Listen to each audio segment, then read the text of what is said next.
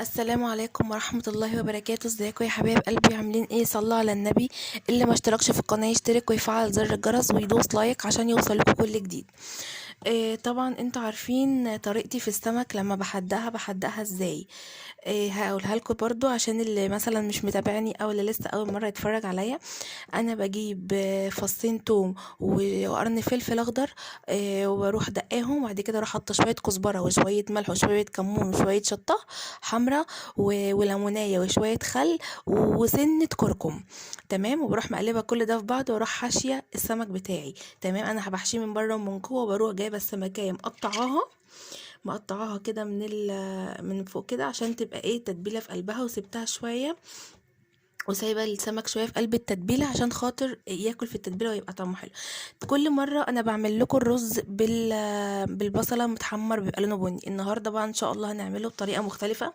بصل رز بالطماطم. طبعا الطماطم دي احنا ما بنرميش حاجه في الزمن ده، محدش بيرمي اي حاجه. تمام. الطماطم ديت كانت بتاعه محشي. طبعا الرز بتاع السمك بنعمله زي بتاع المحشي بالظبط. التسبيكه بالظبط. تمام. اللي هو جبنا بصلايه ودبلناها ورحنا حطينا عليها طماطم بس كده، وتوابلها ملح وبس وفلفل اسمر. هنا بقى طبعا انا احط شويه كمون. تمام. ومعانا طبعا الرز بتاعنا مغسول وبتنضف وحلو، هو ما نقعتهوش ولا حاجه، انا غسلاه بس. يلا بقى نجيبنا حله حاطين فيها الزيت، ننزل عليها بالطماطم.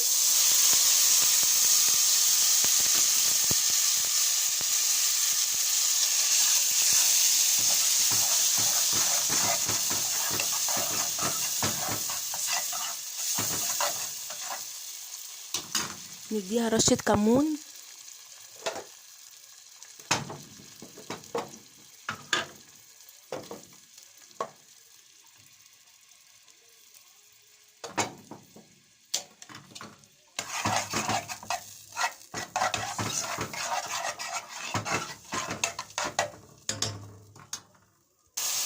زي ما انتم شايفين معايا هو كده كده متسبك.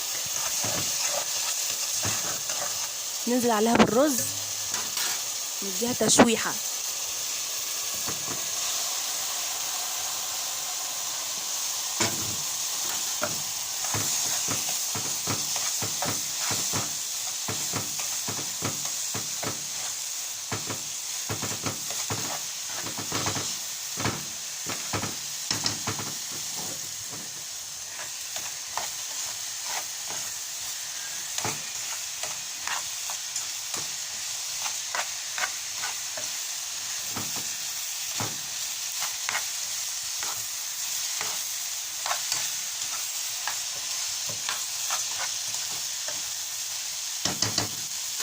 كده تمام. بقى ننزل عليه بكميه الميه. بسم الله.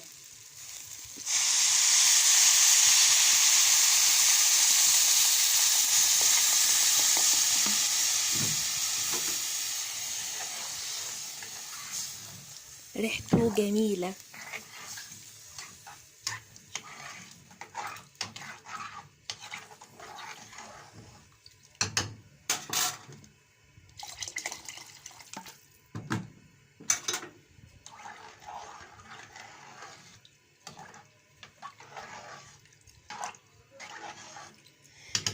كده بقى الرز بتاعنا ده جاهز. يلا بينا نقلي السمك.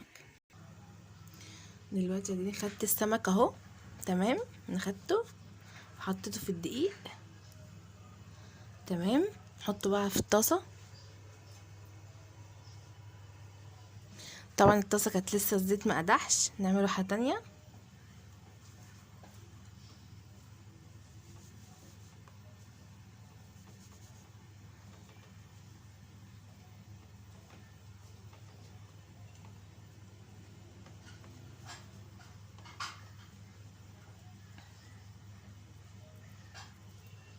كده بقى تمام. يلا التانية.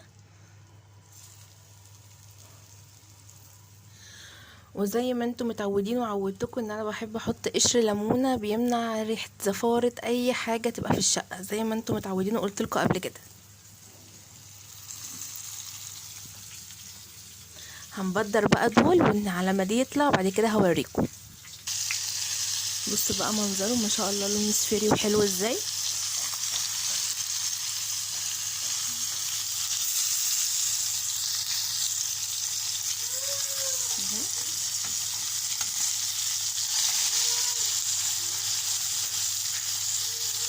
ومستوي من جوه وجميل.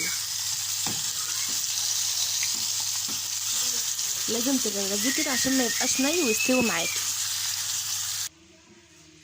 وده بقى منظر السمك. بصوا ما شاء الله لا حول ولا قوه الا بالله، سفيري ازاي وحلو. وده الرز بتاعنا احمر وجميل. بصوا بسم الله ما شاء الله. وطبعا بقى بعد الاكله دي لازم نحلي. معانا موز ومعانا برتقان. بصوا ما شاء الله لا حول ولا قوه الا بالله، سفره كامله يعني. اللي يتغدى يحلي على طول. ويا رب الفيديو يكون عجبكم. ما تنسوش الاشتراك في الفيديو وفي القناه وتفعلوا زر الجرس وتدوسوا لايك عشان يوصلكم كل جديد. ويا رب يكون الفيديو بتاعنا استفدتوا بيه ويكون خفيف كده على قلبكم. بحبكم في الله. مع الف سلامه.